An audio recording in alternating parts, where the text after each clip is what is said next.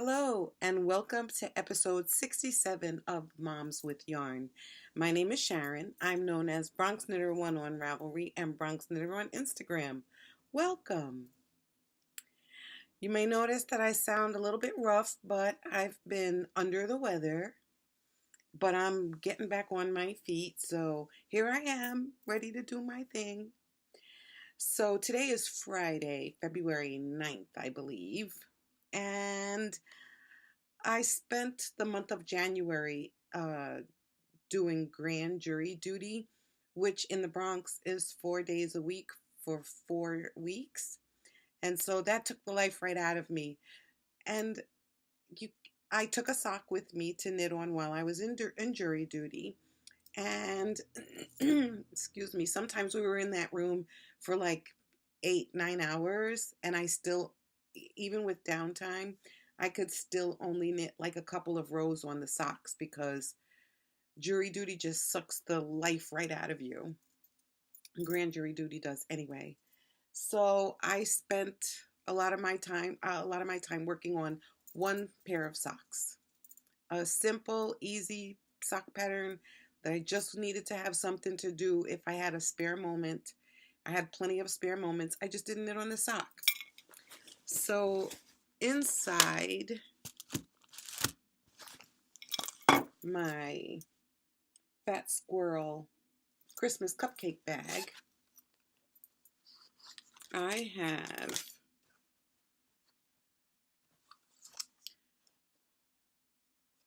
Knit Picks Capretta, which is a fingering weight sock from Knit Picks in navy blue. And I have Black Trillium Fibers Merlon sock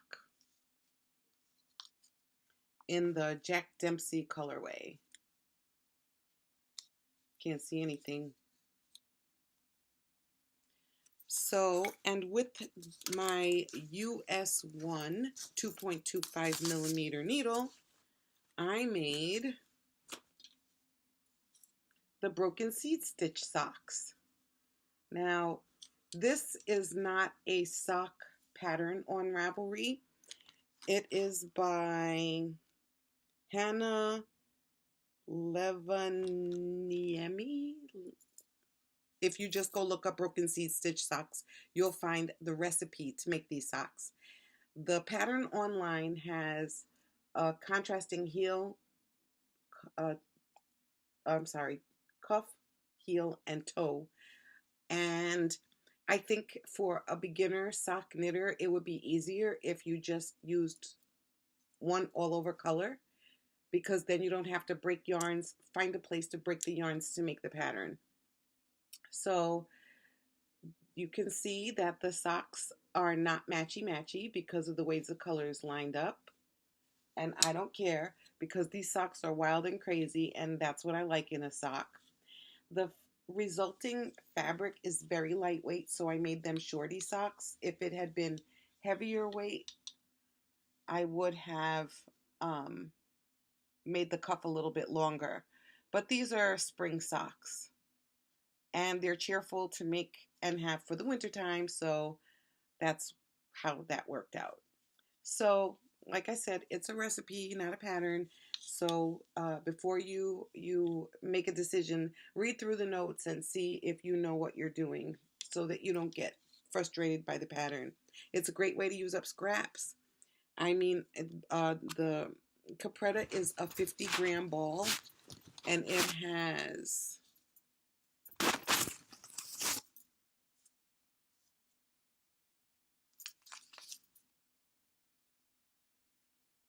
230 yards. That's not too shabby. I don't know what it's 80% merino wool, 10% something, because I ripped the paper, and 10% nylon. I tore up the instruction, the other content is there. I should have looked it up. But 50 grams, 230 yards, that's about right. It feels heavier than the sock yarns I'm used to using but 230 yards, and this is what's left from shorty socks. So I imagine you can use this to make a whole sock, but you'll need 2 skeins to make 2 socks. So that was what I worked on in jury duty most of the time, because I didn't really have brain power to work on anything big or complicated in jury duty. So the other thing I worked on, and I don't know when I started and when I finished this, but it is the Tiny Tea Leaves by Melissa Labar. It's being held in my Thank God for Bags bag, which is Sheila from Blue Yarn Always. I don't think you can see this.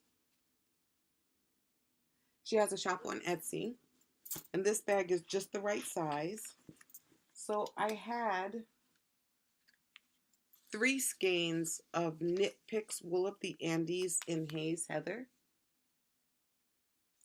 So I needed to use that up. That was left over from when I made the button side sweater, and I wanted to use it up, so I made this 2-year-old size of the Tiny Leaves. It's just called Tiny Tea Leaves by Melissa Labar. So this is a worsted weight, and I don't know if I missed a buttonhole here. I'm just not sure, but it worked out because I only had 2 purple buttons. So that's the back. And I wanted to make a sweater on Ravelry. It's like the Tiny Tea Leaves, but this sweater comes in children's and adult sizes. And I didn't know if I wanted to be bothered with this ruching at the top. So I already had the pattern for the Tiny Tea Leaves. So the regular tea leaves is adult size, and I thought that the ruching would be difficult, but it was really not. This is a paid for pattern, and it is for small sizes. Of course, it's a quick knit. And I used up almost the whole skein of the whole of the 3rd skein of this Wool of the Andes. So I know where this sweater is going. I don't know what happened here. But anyway, it needs a bath and it needs to settle down. And I like it. There's a sweater that's like this, and it's the same. It has ruching at the top, and it's called the Shalom cardigan, I think. And that's a free pattern on Ravelry. So if you just want to try to see if you can work with doing this design feature, then you could try it with the Shalom. It's a free pattern, and it's, from what I hear, it's a simple pattern. And you can download it on Ravelry.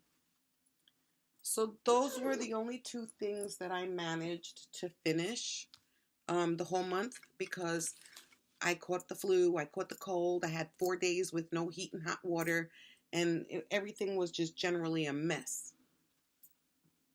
Excuse me. So when I went on jury duty, I really didn't do much of anything. I just wanted to kind of come home and veg out, especially when there was no heat and hot water. So I am working on my Vodka Lemonade. So I put a thread up in the room for anybody who's knitting a sweater who might want to knit along with me, so I don't feel bad about posting stuff by myself. And a sweater is a big investment. So if you're making a sweater, and this is an easy top-down sweater, it's Vodka Lemonade by Baby Cocktails, also known as Thea Coleman. And I thought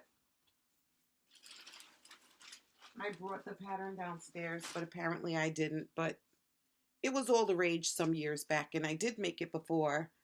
And then I gave it away as a gift. And now I had all of this discontinued Pure Life, Rowan Pure Life, British sheep breeds, and it's DK and undyed. So I'm using these skeins up to make the sweater. And it's hard to tell what's going on, but I can tell you that 5 inches of seed stitch will fairly rip your brains out. It was long and arduous. So I had knit this a little bit farther along, but I don't remember what size I was making, and when I tried it on, it felt snug. So I decided to go up a size, and if this yarn blooms and grows, I'm going to have me some problems. But nothing really much to see here. It's pretty fast. There's not a whole lot. And the bottom of the sweater is all stockinette stitch. So I'll post my pictures, but I did open a thread in Ravelry in case you're knitting a sweater and we can all post together. No prize or anything, but that's that. So the other thing I did was, while I was not interested in doing anything, I had put three 4-ounce braids of merino fiber to soak so I could dye them. And they sat in the bowl for about almost 2 weeks, soaking in citric acid. I don't have any idea. I believe it's merino wool. I don't know if it's superwash. I don't know. I got 3 braids out of it. Well, I actually got 3 braids and a partial braid. And the partial braid, what was left over after I made the 3 4-ounce braids, I dyed. And it turned into a felted mess, and I couldn't tear it apart. I had to use all my strength to pull it apart, and so I ended up throwing that in the garbage. But I successfully dyed this braid.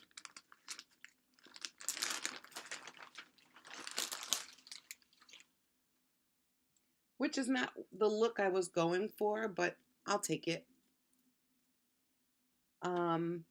Black. I think this was navy and gray. And some of it was Dharma dyes, and other was Jacquard acid dye. It was all acid dye because the Dharma is acid dye also. So this is what I got. I don't know if it should be something like a rainstorm or something, but that was one braid that I dyed. And then, because I was glad to get one of those braids out of the water and into the dye pot, the other one was this. And the reason why it's split apart was because I dyed this and the red just would not, the over dye would not wash out. And I was afraid to wash it one more time because I was afraid of felting it. So I pulled it apart and started spinning it. And I think if I had rinsed it one more time, it would have felted.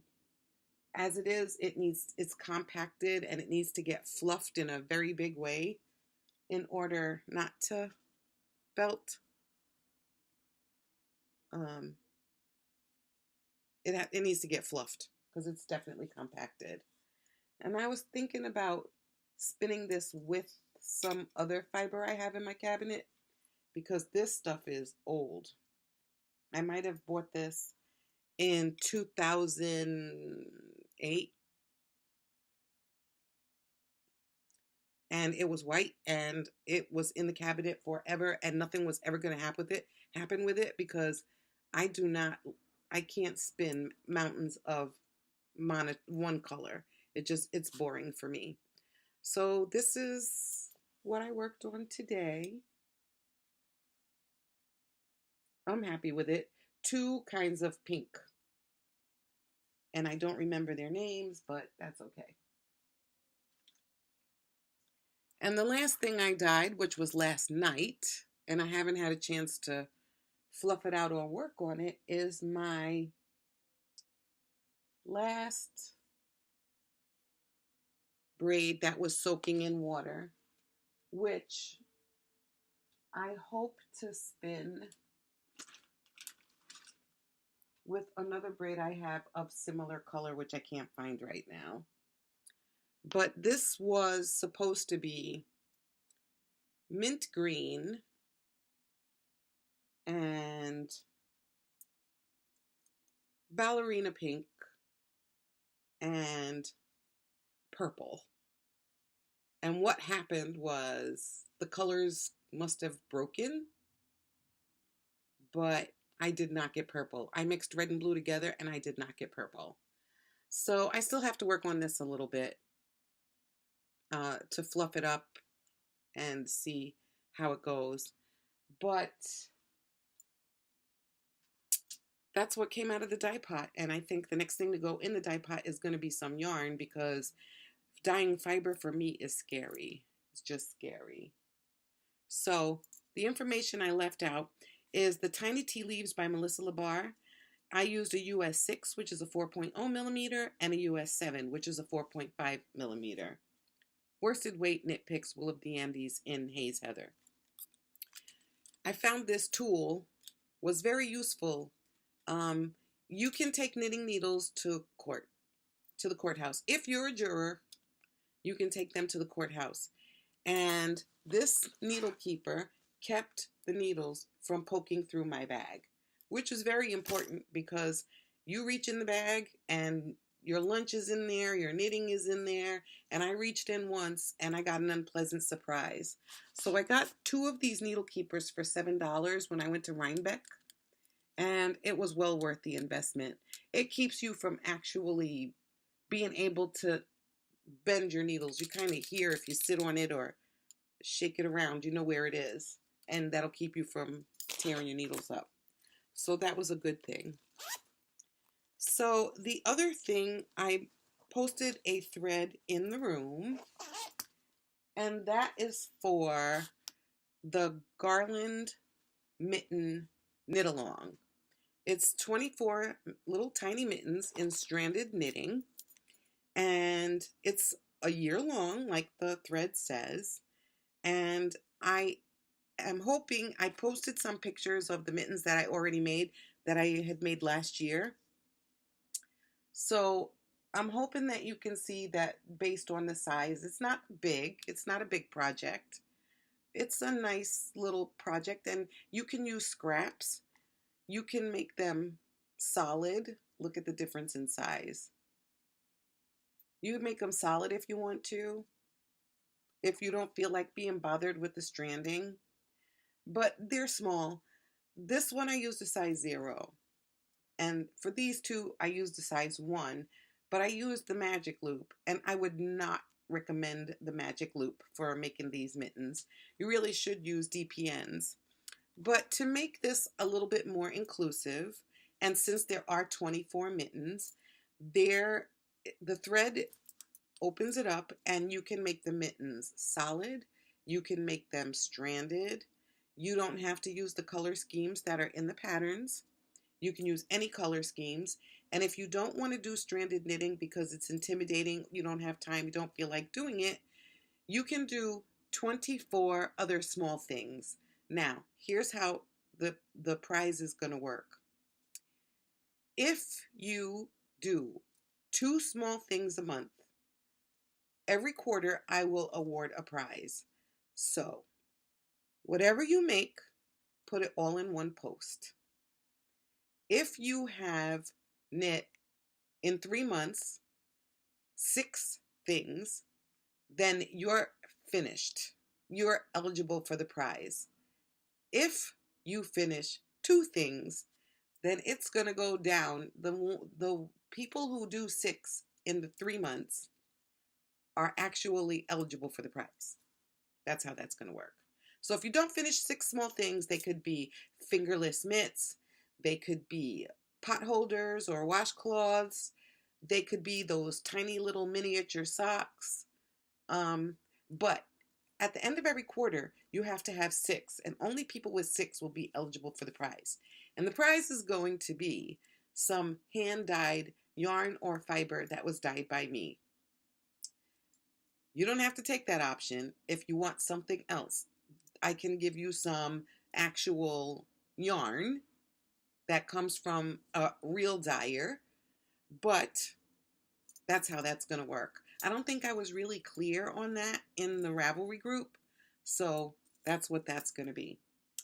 I also need to mention that I got a message from Trish, who used to have a podcast called On the Docks, and she now has a new podcast that's called Trisha's Journal, and she's in Manitoba, Canada, and the scenery there is beautiful. I don't know where exactly, if she's on an island, but it's gorgeous there. In her old podcast, she talked about bears and wolves or something, but she must be in the wilderness.